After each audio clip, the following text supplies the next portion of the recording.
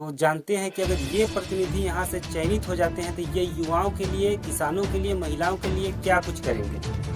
पहले अपना नाम बताइए। मैं सबसे पहले शिव मंगल कुर्रे, मैं अपने माताजी को चुनाव लड़ा रहा हूँ क्षेत्र क्रमांक 9 से बीडीसी का। मेरा कहना यही है कि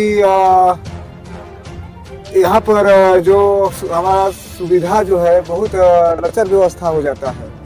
जो बीडीसी बन के आते हैं इस क्षेत्र से, हमारे क्षेत्र से जो बड़े बड़े नेता लोग हैं वो क्षेत्र का कोई काम, कोई विकास नहीं करते हैं।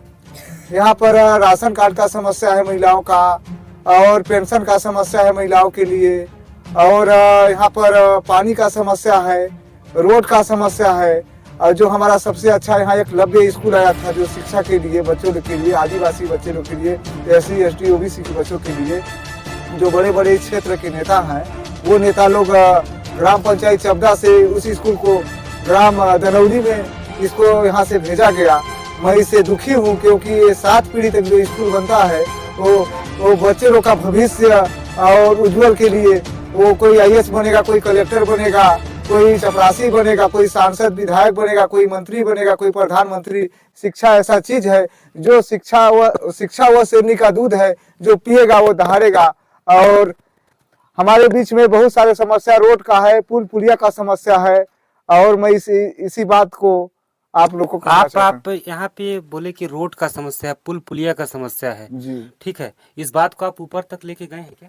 जी, इसको हम जिला तक इस बात को पहुंचाए हैं और विधानसभा तक ये बात गया है, लेकिन आज तक ये हमारे लोग जो बड़े बड़े नेता लोग हैं वो आज तक इस काम को नहीं कर पाए। और फिर अभी समय आता है तो हम लोग के बीच में आते हैं लोग, और इसलिए हम लोग स्वयं का चुनाव लड़ने का तैयारी मन बनाए हैं। और क्षेत्र से अगर दूसरा आप ये बताएं कि राशन कार्ड, क्योंकि राशन कार्ड तो आपके गांव से ही बनना है और ब्लॉक मुख्यालय ओड़गी में है, कितनों का राशन कार्ड आपके द्वारा बनवाया गया है? वैसे तो 10, 20, 50 लोग का राशन कार्ड बनवाया गया है हमारे लोगों का।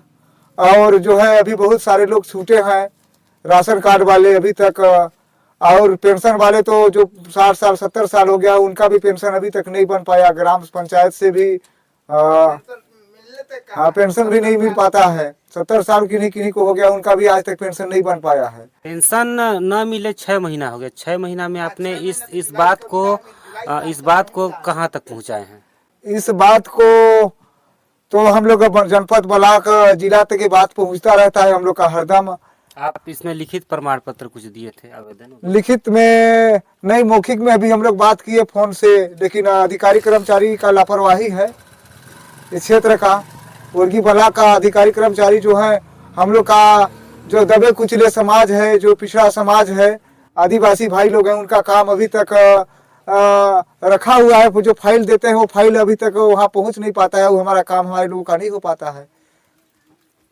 और यहाँ काफ़ी यंगस्टर भी हैं जो खेलना चाहते हैं, बढ़िया स्कोप नहीं मिल रहा है उनको, आने जाने के लिए रास्ता बढ़िया नहीं बना है, उसमें कोई आपके द्वारा कोई खास पहल किया गया है? हाँ, इसमें पहल है, मेरा पहल है कि जो अगर खेल में आगे जा रहा है उसको हम प्रोत्साहन राशि देकर और उसको जो भी हमारा उनके ऊपर जो भी समस्या आता है उसका समस्या के लिए हम 24 घंटा खड़ा रहेंगे। तो जो समर्थन बोल रहे हैं, समर्थन देंगे उनको? जी जी जी, मैं पूरा समर्थन हम लोग उनको देंगे। खेल वाले को देंगे, शिक्षा वाले को, जो बच्चे लोग का कमजोर शिक्षा है उनको भी हम उस शिक्षा में थोड़ा मजबूती लाएंगे। और जो खेल वाले हैं उनको भी हम अक्सर उनको आगे बढ़ाने का प्रयास रखेंगे। आप तीसरा चीज बोले थे कि शिक्षा वो शेरनी का दूध है, जो पिएगा वो दहाड़ेगा। आप इस विषय में कितने स्कूलों में जाकर के, अपने क्षेत्र के कितने स्कूलों में जाकर के इस विषय में आप संज्ञान लिए हैं? मैं तो वैसे ग्राम पंचायत चबदा का सभी स्कूल में ही जाता हूँ, और क्षेत्र का भंवरखो हुआ, रामपुर हुआ, चबदा हुआ, आपका इधर इस क्षेत्र का जहाँ कहीं भी ये ओड़गी ब्लॉक का भी हुआ, एकलव्य भी हुआ आपका, और छात्रावास हुआ, कन्या आश्रम हुआ, उसमें सब विशेष करके मैं थोड़ा सा जाता रहता हूँ। और थोड़ा सा हम लोग का जो नेता लोग का इस क्षेत्र के जो नेता है वो उनके द्वारा थोड़ा सा शिक्षा को लचर व्यवस्था बनाया जा रहा है, क्योंकि शिक्षा मजबूती के साथ शिक्षा को उठाना चाहिए। नेता लोग को भी मैं कहना चाहता हूँ। और हम तो अभी आम जनता है, क्योंकि बीच में अभी आपके बीच में मेरे माता को प्रत्याशी के रूप में मैं बीडीसी का रखा हूँ, और मैं चाहता हूँ कि अगर ऐसा बात है तो हम बड़ी अच्छा से काम करने के लिए इस बात को रखेंगे। अगर आप जीत जाइएगा तो पहला दो काम क्या करिएगा? अगर हम चुनाव जीतते हैं बीडीसी का, तो पहला काम है कि मेरा सबसे पहला शिक्षा को एकदम तंदुरुस्त करना है, जो सबसे अच्छा बच्चे लोग को शिक्षा मिल सके। दूसरा काम मेरा ये है कि पुल पुलिया जो कहाँ जहाँ जहाँ पर नहीं बना है वो मेरा दूसरा काम है। और तीसरा काम मेरा सबसे ये पानी का व्यवस्था, जो कि हमारे क्षेत्र में पानी का सबसे ज़्यादा समस्या है। कहीं पर बहुत दूर दूर जाना, दूर से पानी ला के अपना यूज करते हैं। कहीं पर हैंडपंप का समस्या है, कहीं पर बोर का समस्या है, कहीं पर कुआं का समस्या है। इस समस्या को हम विशेष करके ध्यान देंगे, पानी का और शिक्षा का और पुल पुलिया का जो है। कहीं कहीं पर नदी नाला जो है हमारे क्षेत्र में नहीं बन पाया है। नेताजी, सबसे महत्वपूर्ण बात है यंगस्टर लोग, जितने भी जवान युवा हैं वो उनका क्या है कि रोजगार, बेरोजगार हैं, उनके रोजगार के बारे में आप क्या करेंगे?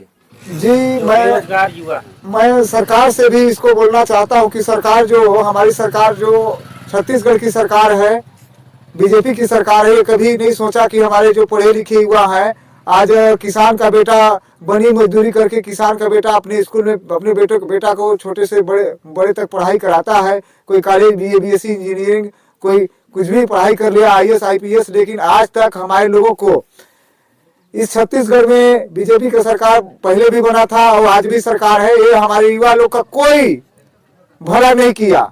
हमारे युवा लोग का एक भला यही है कि छत्तीसगढ़ में नशा, दारू हो गया, मुर्गा हो गया, ये सब हमारे लोगों को बांट के और हमारे युवा का जो है मनोबल को खत्म कर देते हैं। और ये लोग नौकरी देने का तो कोई नाम नहीं लेते हैं, क्योंकि पढ़े लिखे मेरे ग्राम पंचायत चबदा में भी कम से 100 लड़के होंगे और इधर इस क्षेत्र से तो हजारों लड़के होंगे, 50,000 लड़के होंगे ईश्वरगी ब्लॉक से। लेकिन आज तक ईश्वरगी ब्लॉक में एक चपरासी तक का नौकरी नहीं दिया गया। ये बीजेपी की सरकार हो या ये कांग्रेस का सरकार हो, एक नागनाथ है, एक सांपनाथ है, ये दोनों मोसियाउर भाई हैं। ये लोग किसको काटते हैं? तो ये लोग हमारे दबे कुचले शोषित भाइयों को ये लोग अपने बात को गुमराह में रखकर इनसे सब मतदान वोट भी लेते हैं, लेकिन कभी भी ये लोग हमारा भलाई नहीं चाहते हैं। चाहे एसी का लड़का हो, चाहे ST का लड़का हो, चाहे OBC का लड़का हो, ये किसी का लड़का का भलाई आज तक नहीं किया, चाहे सामान्य का हो। ये लोग कभी हम लोग को चाहे ही नहीं कि युवा लोग को बेरोजगार है तो इनको रोजगार दिया जाए। आज तक कोई रोजगार हमारे क्षेत्र में कि इस छत्तीसगढ़ में नहीं दिया गया। मैं साफ बोलता हूँ कि छत्तीसगढ़ में हम लोग का रोजगार नहीं दिया गया।